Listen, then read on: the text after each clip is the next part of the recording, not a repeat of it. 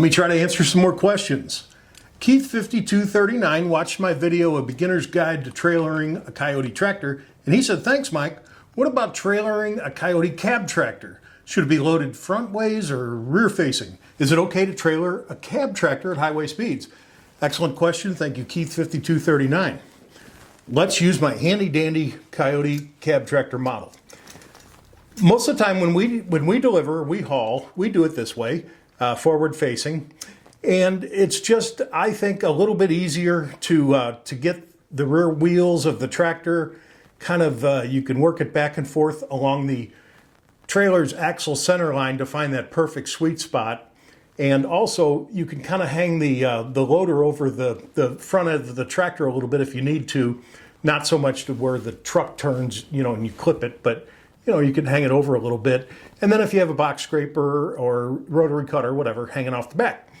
The other day I was watching Monty deliver one, and he was going somewhere far. Might have been Maine, but it was far. And the guy, the customer bought a bunch of stuff. So he tried several different times to get everything to fit. And finally, he did do it backwards because he was able to put a flail mower and a tiller here and a box scraper and a post hole digger here with the loader kind of down over it, and it fit. One thing, at least two things about trailering a cab tractor. First off, the doors open this way, so lock them. If the doors are not completely double latched tight, I have had, this is how you learn stuff. It blew off, and those puppies are $1,000 a piece. So lock the doors, swing the mirrors in just for aerodynamics, and try not to leave the bucket forward facing and above the pickup truck's tailgate. So if you can sneak this down a little bit to get it behind the tailgate just for wind resistance. Sometimes you can't, but you can imagine how much wind that'll catch as far as truck performance, fuel economy, stuff like that. If you have to leave the loader up, try to curl the bucket in a way that you're not catching every possible piece of air that you can. Thank you, Keith. Okay, I did a video on TYM 654, T754 at the Farmer 5677. That's some very attractive pricing on what appears to be a pretty impressive tractors, Mike. It's probably also worth noting that the engines in these bad boys are made use of a diesel oxidation catalyst to manage emissions. This eliminates the need for regen cycles, which may be important to some folks. At the Farmer 5677 should be at the Engineer 5677. He is exactly right. And I should have mentioned it. It is something to crow about on the TYM T654, T754. They do not have regen cycles. It achieves its Tier 4 emissions without need of DEF fluid or some kind of a regen. So Deutz builds the engine, the German manufacturer Deutz, and they did a good job. All right, TACman74 on a video I did on the Branson 3620R, which of course now is a TYM 3620R, walk around August of 22. He recently said, this is an awesome demo video. I have a question though. Can you get a true third function on the loader on this tractor? I'm considering either a 3515, another TYM, or this machine. Thank you. That's an excellent question. And I think what he's asking when he says true third function, the one that is on this machine as an option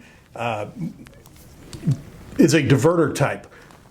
And this is not for every TYM. On this machine, it is a diverter type. So when you engage, let's say it's for a grapple. When you engage the third function valve and you want to squeeze the grapple together, you cannot do another thing at the same time. You cannot, for example, squeeze and curl. So what I would do if that was important to him, and I was lucky enough to sell TACman74 a tractor, is I would call my friends at WR Long in North Carolina, who manufactures custom third function valves. In fact, if they didn't invent third function valves, they were close to it. I mean, they've been making them since Jesus wore short pants. That's who I'd call for TACman 74 and have him one made. BGG Farm, loving these videos, still want to upgrade my T264 TYM to either a TYM T494 or Coyote CK3520SE. Trying to weigh the options. Why does the Coyote cost so much more when the TYM clearly lifts more and has more horsepower? Well, it really doesn't.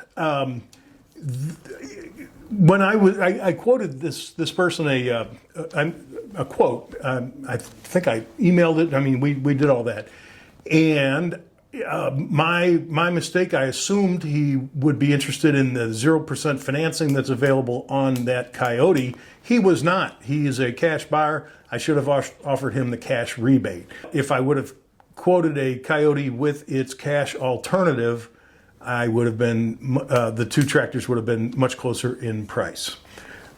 Let's see.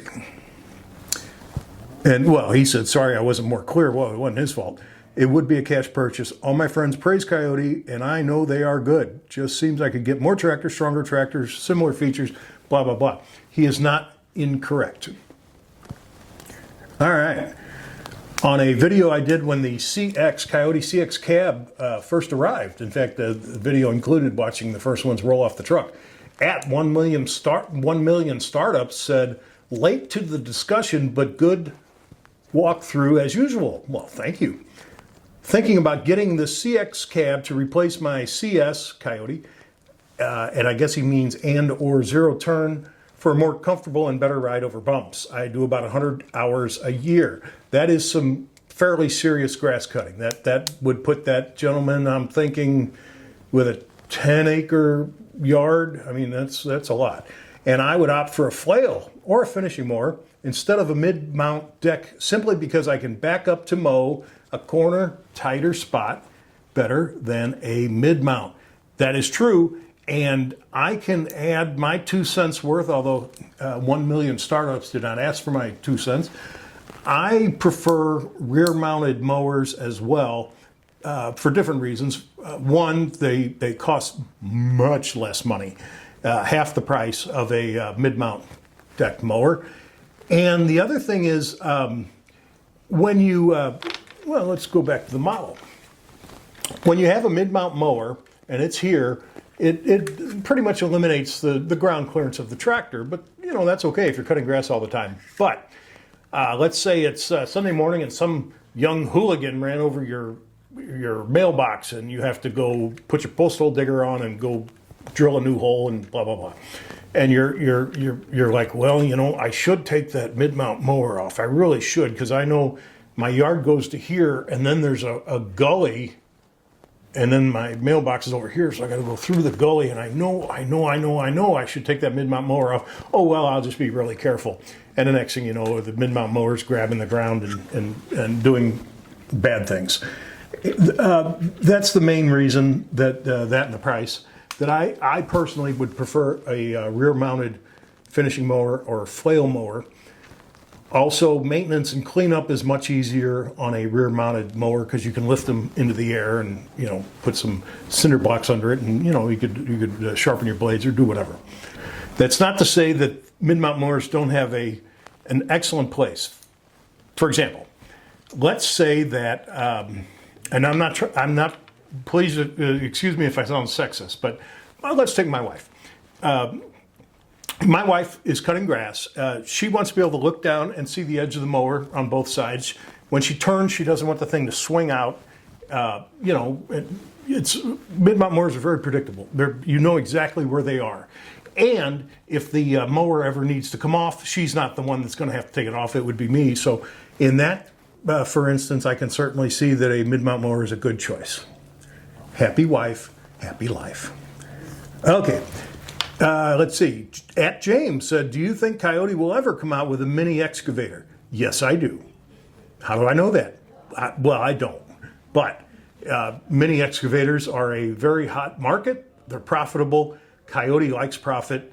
and they obviously have the engineering. They make their own engines. Here's something interesting.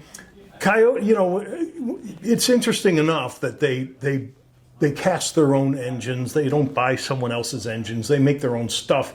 If you looked at a transmission, it would say Dadong right on it. I mean, they make their own stuff, and they not only make their own stuff, they own their own steel mill, and they not only own their own steel mill, they mine their own ore.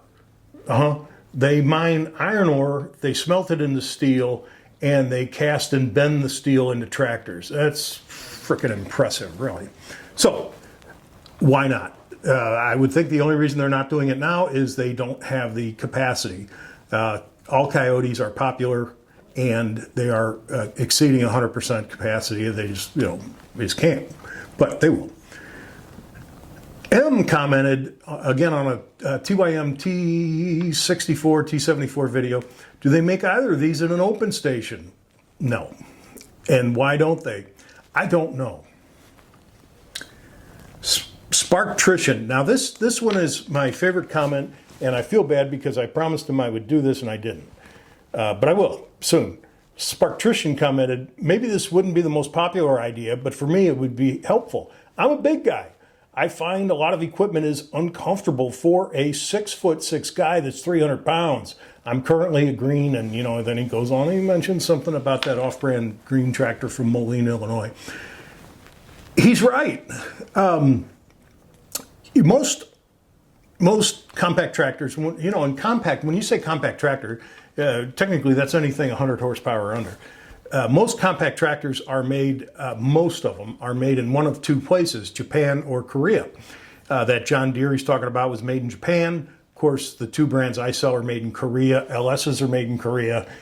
Little Massey Ferguson's are made by Iseki, which is Japanese. And some of the smaller Mahindras, the ones that, don't suck as bad as the rest of them, are made by Mitsubishi, Japanese. So you get the idea. Japanese and Korean people are not necessarily the same size as Americans, so there are some models that are real good popular sellers in South Korea, and here, they're a little smaller, and it's not like it used to be. It used to be there were several models like that. Now I don't even think there are. They've altered, they've moved seats and offered, tilt wheel standard, and they fit pretty nice, but. I'm not 6'6". I'm 6 foot tall. If this gentleman, Sparktrition, came on the lot, I would recommend, and depending on the horsepower he's looking for, the Branson, which is now TYM 15 series, and the Branson, which is now TYM 20 series. That'll cover horsepowers from 25 to 48, something like that. So, hopefully something in there is what he was looking for. But what's really unusual about the 15 and the 20 series is they're freaking huge in the operator's platform area. In fact, when I made a video on the 20 series and I put the seat all the way back and I flicked the tilt wheel up, and I'm 6 feet tall. I put my legs straight out. I couldn't touch any of the pedals, and I couldn't reach the top of the steering wheel. So would that fit Sparktrition? You darn tootin' it would, and that's what I would show him. Thank you, good question. All right, here's one where I kind of made an ass out of myself. User HU3 and on, about the video I did on Hyundai skid steers and track steers. When we first got them, price, specs, whatever. It is a Hyundai, good machine, but it's made by Hyundai.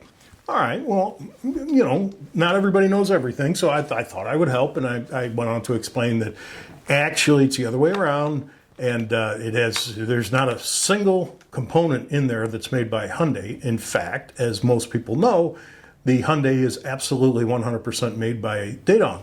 They're identical, except the Hyundai is an extremely ugly yellow, and these are an extremely vibrant orange. Why anybody would want a yellow one over an orange one, I don't know, but it goes the other way.